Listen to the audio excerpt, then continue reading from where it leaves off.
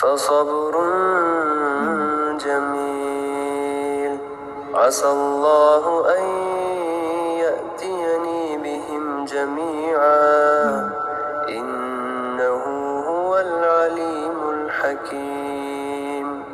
السلام عليكم ورحمة الله. ود عسل النبوي يوتيوب ተከታታዮቻችን እንዴት ቆያችሁን? እኛ ጋር ሁሉ አማን አልহামዱሊላህ። ኢንሻአላህ ዛሬ እንደተለመደው ቃል በገባንላችሁ መሰረት አንድ ደስ የሚልና ስንተገብረው የቀልብ እርካታን የቀልብ ሰኪናን ወደሚሰጠን ደስ የሚል ርዕስ ደስ የሚል ርዕስ ላይ ምንወያይ ይሆናል ኢንሻአላህ። ቪዲዮውን እስከ መጨረሻው ከተከታተላችሁን ጠቃሚ ነገራቶችን የምታገኙበት ይሆናል ኢንሻአላህ። ሶብርና በላ ስለሚሉ ሁለት ርዕሶች ማውራትን ፈለግን። ምክንያቱም ሁላችንም በሚያጠቃልል ሁኔታ ዱንያ ላይ አንድ ሰው ወደ ዱንያ ሀያት ብሎ ከጀመረበት ጊዜ ጀምሮ ብዙ መሸቃዎች ብዙ ችግሮች እንዲያሳልፍ ይችላል። በተለያየ መልኩ በተለያየ ጊዜና በተለያየ ሁኔታ። ታዲያ እነዚህ መሸቃዎች እነዚህን ችግሮች እንዴት ነው ማለፍ ያለብን ሚለውን ስናይ ሸሪዓ እንደዚሁም ነቢያችን አለይሂ ሰላቱ ወሰለም ግልጽ በሆነ ንግግር ግልጽ በሆኑ ሐዲሶች ግልጽ በሆኑ ቁርአን አንቀጾች ተቀምጦልናል ምን ማድረግ እንዳለብን ማለት ነውና ኢንሻአላህ ስለነዛ ነገራቶች ያነሳን የምንነጋገር ይሆናል። ታዲያ በላ ብዙ አይነት በላዎች አሉ። እንደየሰው የበላው አይነት የበላው ክብደት ሊለያይ ይችላል።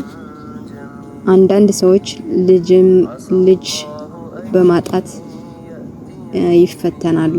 አንዳንድ ሰዎች ቤተሰቦቻቸውን በማጣት ይፈተናሉ። አንዳንድ ሰዎች ገንዘብ በማጣት፣ አንዳንድ ሰዎች የሚፈልጉት ነገር ባለመሆን ሊፈተኑ ይችላሉ።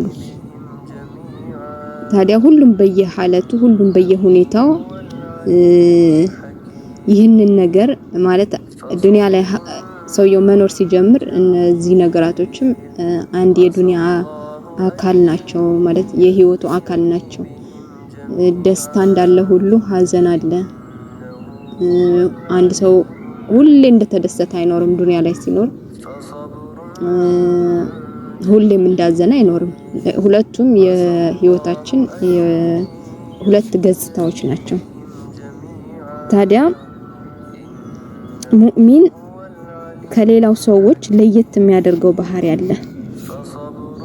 ሙእሚን ከሌላው ሰዎች ለየት የሚያደርገው ባህሪ ምንድነው? በላ በደረሰበት ሰዓት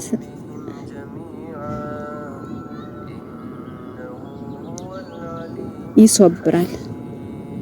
ነብዩ አለይሂ ሰላቱ ወሰለም ያን አስተምረውናል።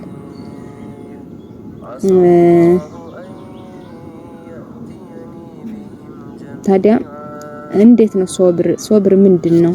ሶብር የሚደረገው መቼ ነው? አንድ ሰው በላ ወርዶበት ለምሳሌ ልጅ ሞቶበት ወይ ቤተሰብ ሞቶበት ብዙ ከጮኸ ካዘነ በጣም እንትን ካለ በኋላ ነው ወይስ መቼ ነው የሚለውን ስናይ ልክ በላው በወረደበት ሰዓት ምን ማድረግ ቻል ለማድረግ አላህ ኸይርን ነገር እንደሰጠኝ ሁሉ ይሄንንም በላ ሲያመጣ መቀበል፣ ራስን ማሳመን መቻል፣ ተሐሙል ማድረግ መሸከም መቻል ማለት ነው። ሶብር መቼ ልክ በላው በወረደ ሰዓት ማለት ነው።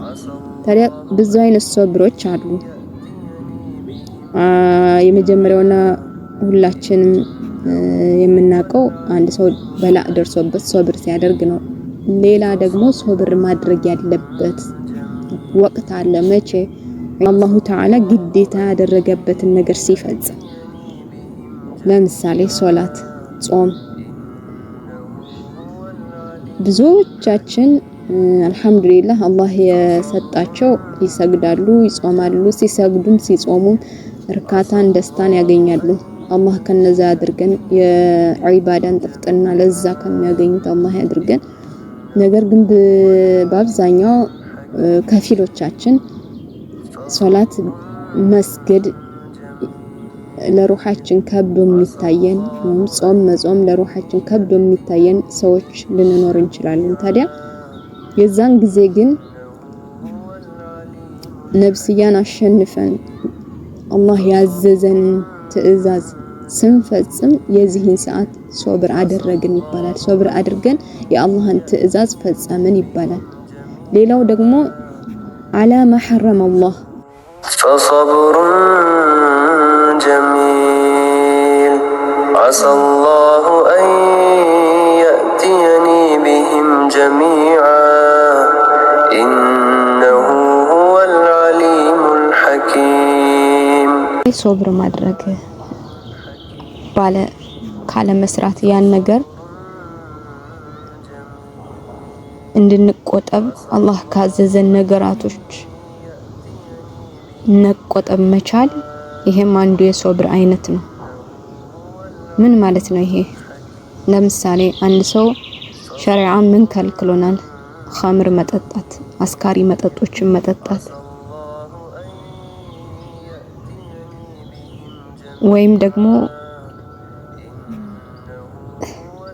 በአብዛኛው እኛ ሴቶች ላይ የሚከሰት ነገር ህሜት፣ ሰዎችን በማይፈልጉት ነገር ላይ ማውሳት፣ ከነዚህ እና የመሳሰሉ ሐራም ነገራቶች ራስን መቆጠብ። ልክ ብዙ ሴቶች ላይ ብዙዎቻችን ላይ የሚከሰት አብዛኛው አሁን ላይ ወንዱም ሱብሃንአላህ ድሮ ወንዶች ብዙ አወሩም ነበር። አሁን ግን ሴቱም ወንዱም አንድ እስኪመስል ድረስ በጣም ሰዎች ስለ ሰዎች ነገር ባነሱ ሰዓት እርካታን እንደሚያገኙ ነፍሳቸው ደስ እንደሚላቸው እስኪመስል ድረስ በጣም ስለ ሰዎች ማውራት በጣም የተለመደና እንደ ኖርማል የታየበት ጊዜ ነው። ሰዎች በማይወዱበት ነገር እያነሱ ስለነሱ ማውራት ወይም ደግሞ እነሱ ያላደረጉትንም ነገር አደረጉ እያሉ እንደዛም ብሎ ማውራት፣ እነዚህ ሸሪዓ የከለከላቸው ነገራቶች ናቸው። ከመሆኑም ጋር ግን አሁን ላይ በጣም ብዙዎቻችን ላይ የሚስተዋል ነገር ነው። ታዲያ ይሄን ነገር ከማድረግ መቆጠብ መቻል፣ ይሄም ሰውየው ያ ነገር ሰዎች ጋር ሲገናኝ ማድረግ የሚያስደስተው ቢሆንም ሸሪዓ ስለከለከለው ብሎ ሶብር አድርጎ ምላሱን የቆጠበ ከሆነ ይህ ሰው አላህ ሐራም ካደረገበት ነገር ላይ ባለ መስራት ተቆጠበ ወይም ደግሞ ሶበረ ይባላል። እንደዚህም ኸምር፣ ዚና መስራት አላህ እነዚህን ሐራም አድርጓል በሙስሊም በሙእሚን ላይ። እነዚህ ነገራቶች ካለ ማድረግ መቆጠብ ይሄም አንዱ የሶብር አይነት ነው። ምክንያቱም አሁን ላይ በጣም ብዙ ወደ ፊትና የሚጋብዙ ነገራቶች አሉ። ሁሉ ነገር ኖርማል እየተደረገ የሚነገርበት ወቅት ላይ ነን። ኒካህን ሰው እንዲፈራ ተደርጎ ነገር ግን ዚና ለሱ ቀላል እንደሆነ ሆኖ እንደ ኖርማል እየታየ ያለንበት ወቅት ነው። ታዲያ የዚህን ሰዓት ነፍስያውን ተቆጣጥሮ ነፍስያ ሳታሸንፈው ይህ ነገር እኮ አላሁ ተዓላ ከልክሎታል ብሎ ከዛ ነገር ራስ መቆጠብ፣ ይሄም አንዱ የሶብር አይነት ነው ማለት ነው። አላህ እነዛ በአላህ ፍራቻ ክልክላቶችን ከማይዳፈሩ ሰዎች ያድርገንና ይህ ነገር በጣም ሊታሰብበትና ልንጠነቀቀው የሚገባ ነገር ነው ማለት ነው። ታዲያ እዚህ ላይ ምን ተከሰተ? በነብዩ አለይሂ ሰላቱ ወሰለም ጊዜ እንደሚታወቀው ነብዩ አለይሂ ሰላቱ ወሰለም እዚህ ጋር ርዕሳችን አይደለም፣ ግን አንድ ታሪክ ማውጣት ስለፈለግን ነው እዚህ ርዕስ ላይ ነብዩ አለይሂ ሰላቱ ወሰለም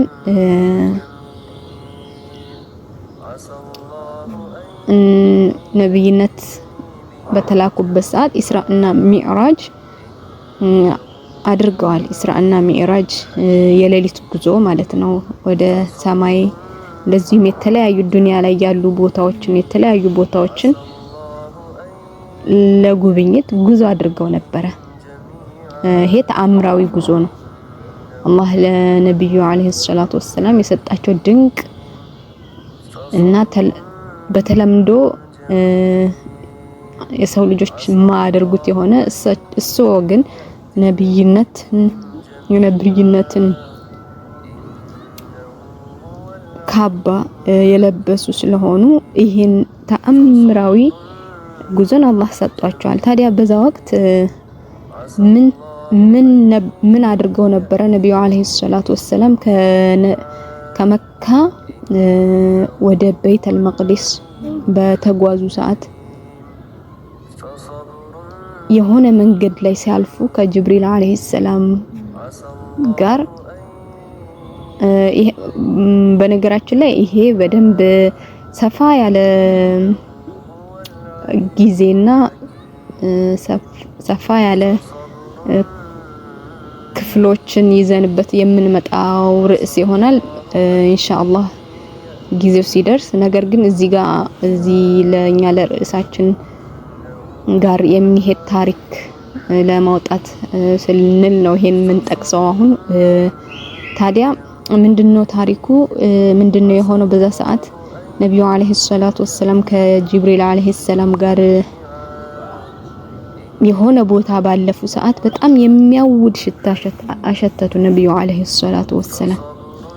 ሱብሃንአላህ የሆነ ቦታ ሲያልፉ የሆነ በጣም የሚማርክ ሽታን አሸተቱ።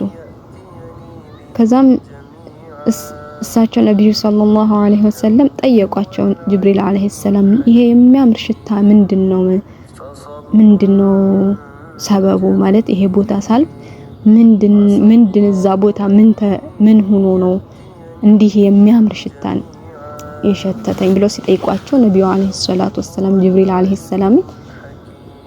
አለይሂ ሰላም የዚህን ሽታ መንስኤ ነገሯቸው። ምን አሏቸው? በአንድ ወቅት ፊርዓውን ለዓነቱላህ መሪ በነበረበት ሰዓት ፊርዓውን ያው ሁላችንም እንደምናውቀው በጣም በዳይ ንጉስ ነበር በወቅቱ። በነብዩላህ ሙሳ አለይሂ ሰላም ጊዜ የነበረ ሰው ነው። እንደዚሁም በጣም የሚያስጠላን ነገርም ሲፈጽም የነበረ ሰው ነው። ማለት በሱ አባባል እኔ ፈጣሪ ነኝ ብሎ ይጣራም ነበረ። ታዲያ በዚህ ነገር ላይም ሰዎችን ያስገድዳል ወደሱ እንዲገቡ ሰዎችንም ያስገድድ ነበረ። በዛ ወቅት ግን አላሁ ተዓላ ሂዳያን ለፈለገውና ለወደደው ሰው ይሰጣል። ምንም አይነት ሰውየው ምንም አይነት ሐል ቢሆን ምንም አይነት ሁኔታ ላይ ቢሆን አላሁ ተዓላ ሂዳያን ከፈለገለት ሂዳያን ያገኛል። ታዲያ የዚህን ሰዓት በዚህ ወቅት አንድ የፊርዓውን የሴት ልጁ ጸጉር አበጣሪ ነበረች፣ አገልጋይ ማለት ነው። ታዲያ የሆነ ሰዓት የልጁን ጸጉር እያስተካከለች ሳለ የዚች አገልጋይ ያበጠረቻት ጸጉሯን ይወድቃል የጸጉር ማበጠሪያው። ከዛም ቢስሚላህ አለች፣ በአላህ ስም አለች። ይሄን ነገር ስትሰማ ጸጉር አበጣሪዋ በጣም ጸጉሯ የምትስተካከለው የፊርዓውን ልጅ እንዴ አለች በሷ አባባል ከአባቴ ውጭ ሌላ ፈጣሪ ያለሽ እንዴ አለች። ለምን በወቅቱ ብዙዎቹ ያንን ነገር ፊርዓውንም ስለሚያስገድድ እምነታቸው እንደዛ ነበረ። አላህ ይጠብቀን። አላህ የዘጋበትን ማንም ሂዳያ አይሰጠውምና ታዲያ የዚህን ሰዓት እንደዛ ስትላት የአገልጋይቷም አዎ ያንቺም የኔም የአባትሽም ፈጣሪ አላህ ነው ብላ በሙሉ ማንነት በሙሉ ድፍረት ነገረቻት። ሱብሃንአላህ ምን አይነት ጥንካሬ ነው! እኛ ለያዝነው እስልምና እዚህ ጋር አንድ ነጥብ ማንሳት ፈልጋለሁ። ብዙዎቻችን አልহামዱሊላህ ኢማንን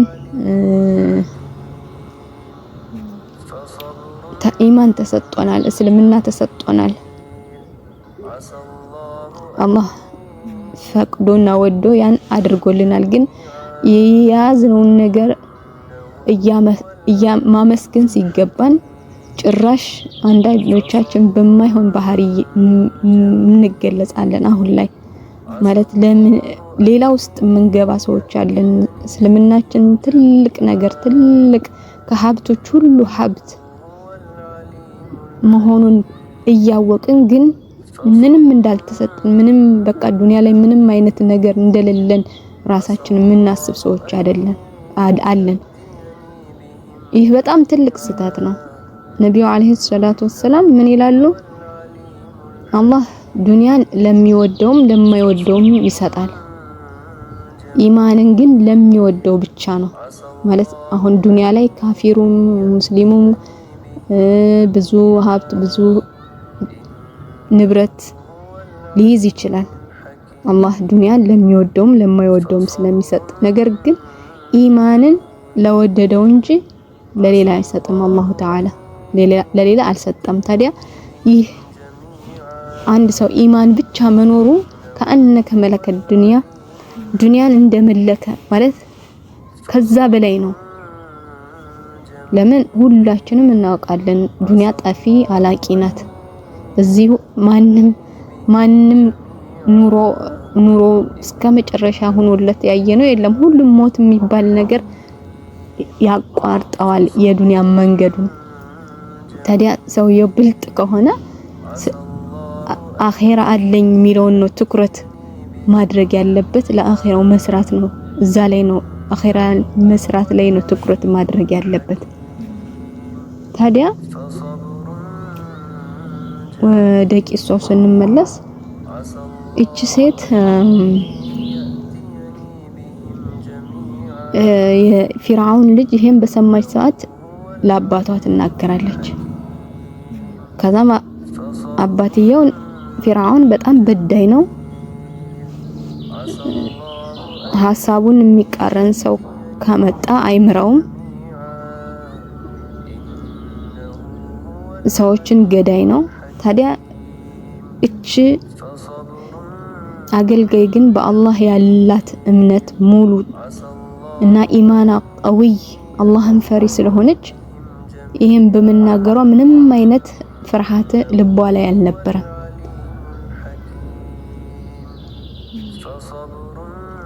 ያም ነው ደፍራ ለፊርዓውን ልጅ ያላትን እምነት ግልጽ እንድታደርግ ያደረጋት ማለት ነው። ታዲያ ፊርዓውን ይሄን በሰማ ሰዓት ያስጠራታል። አገልጋዩን ትመጣለች ይላል በሷ አባባል ከኔ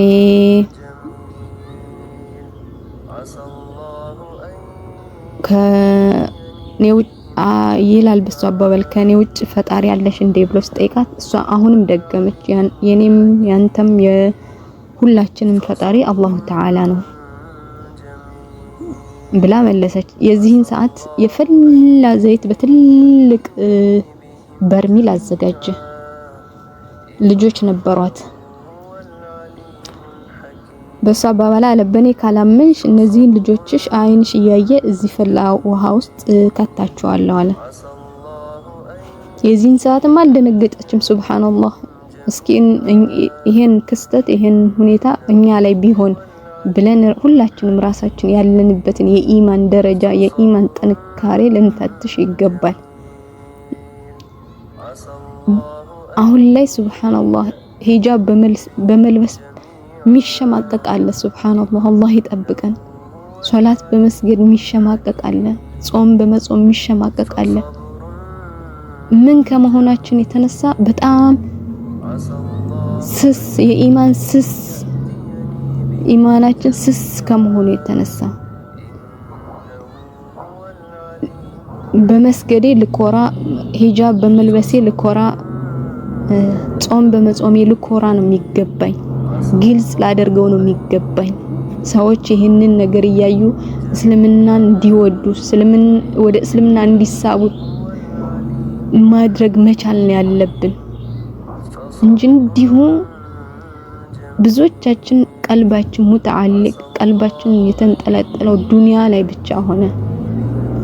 ዱንያ ደግሞ አንድ ሰው ዱንያ የሚል ከሆነ ዱንያ ታለፈዋለች እንጂ ዱንያንም አኺራንም ታሳጣዋለች እንጂ ውጤት አያገኝም። እኛ ሙእሚን ነን። ሙእሚኖች እስካሁን ድረስ ስራችን፣ ሐማችን፣ ሁሉ ነገራችን አኺራ መልቀቅ የለበትም። ማንኛውም እንቅስቃሴያችን አኺራ ጋር የተቆራኘ መሆን አለበት። ታዲያ እቻ አገልጋይ ግን እምነቷ ጠንካራ ስለነበር ይሄ ነገር ልቧን ፍርሃት እንኳን አላጫረም። እፊቷ እያየችው ልጆቿን መክተት ጀመረ የፈላ ዘይት ውስጥ። ሱብሃንአላህ ምንኛ ጥንካሬ ነው። ከዛም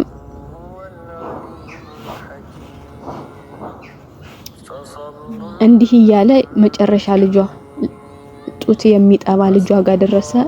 እሱንም እከታለው ሲል የእናት አንጀት ሆነ። እየጠባ ያለ ልጅ ነው። ለልጇ ሳሳች። በከዲኗ ተደራድራ አይደለም፣ ነገር ግን ያው የእናት አንጀት ሆኖ ልጇ ረህመት ናት። እናት እንደምናውቀው ልጇ አሳሰበት። ከዛም ያ ልጅ ጡት የሚጠባ ነው። አላሁ ተዓላ እንዲናገር አደረገው። ሱብሃንአላህ። እናቴ ሆይ አለ ልጁ በልጅ አንደበት፣ ምንም ነገር አይምሰልሽ፣ በዚህ ነገር ላይ ምንም አትስጊ። ይሄ እኮ የዱንያ ስቃይ ከአኺራ ጋር ሲታይ ምንም ማለት አይደለም። አኺራ ያለው ነገር ይበልጣል ብሎ አጃገናት፣ አሷበራት። ሱብሃንአላህ። የዚህን ሰዓት ፊርዓውን ልጇንም ሚጠባ ልጇንም እዛ ፈላ ዘይት ውስጥ አይኗ እያየ ጨመረው። ከዛም እሷ አንድ ፍላጎት አለኝ ካንተ አለችው ፊርዓውን። የልጆችን እና የኔን አጥንት አንድ ላይ ሰብስበ ቅበር ብላ ይሄን ውስያ ተናግራ እሷንም ዘይፈላ ዘይት ውስጥ ጨመራት። ሱብሃንአላህ ምንኛ ጥንካሬ ምንኛ እጣ ነው። ሱብሃንአላህ። ታዲያ ነብዩ አለይሂ ሰላቱ ወሰለም ከስንት ዘመናት በኋላ ያ የሚያውድ ሽታ የሸተታቸው የማን ሽታ ነበረ? የዚች ሴትዮ የዚች ሴትዮና የዚች አገልጋይና የልጆቿ አጥንት የተቀበረበት ቦታ ነበረ። ሱብሃንአላህ አልዓዚም። እንደዛ የሚያውድ ሽታ ከብዙ ዘመናት በኋላ ሊሸታቸው የቻለ ያውም በውዱ ነብይ በነብዩ አለይሂ ሰላቱ ወሰለም። ታሪክ እዚህ ቂሷ አጠቃላይ የምንረዳው ምንድነው? እኛ ይሄን ያክል በላ ወርዶብን ላይሆን ይችላል በያዝን ወይም ደግሞ ይሄን ያክል ለዲን በዲን ጉዳይ ተፈትነን ላይሆን ይችላል። ነገር ግን ሰው እንደየደረጃው ይፈተናል። ታዲያ ያ ፈተና ያ በላ እንዴት ነው ጥንካሬን ቢውልድ የምናደርገው? እንዴት ነው የሶብርን ጥንካሬ ቢውልድ የምናደርገው የሚለውን ስናይ ወደ ዲናችን በመቅረብ ነው። ልክ ዲን ያለውን ነገር ስንመለከት ዲን ያለውን ነገር ስናይ ዲን ውስጥ ያለፉ ታሪኮችን ስናዳምጥ እኛ ላይ ምንድን ሆነናል የሚያስብል አይነቶችን ቂሶችን እንሰማለን። ለምን ብዙዎቻችን ሱብሃንአላህ አሁን ላይ የምንፈተነው በዱንያ ነገር ነው። ያው በጣም በቀላል ነገር ሊሆን ይችላል፣ ግን እኛ ላይ ሲሆን ከዲን ጥንካሬያችን አንፃር ከብዶ የሚታየን ሰዎች አለን።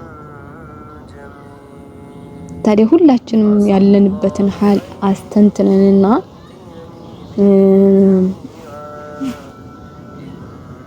ሁኔታዎችን አገናዝበን ሶብር እንዴትን የሶብር ጥንካሬያችንን መጨመር መቻል አለብን። እንዲሁ በቀላል ተሰባሪዎች መሆን የለብንም። ኢንሻአላህ فصبر جميل عسى الله أن يأتيني بهم جميعا إنه هو العليم الحكيم ኢንሻአላህ እስካሁን የነበረን ቆይታ እንደወደዳችሁት ተስፋ እናደርጋለን። ብዙ ነገርም እንዳገኛችሁበት ጭምር። በቀጣይ ቪዲዮ እስክንገናኝ አሰላሙ አለይኩም ወራህመቱላሂ ተዓላ ወበረካቱ። فصبر جميل عسى الله أن يأتيني بهم جميعا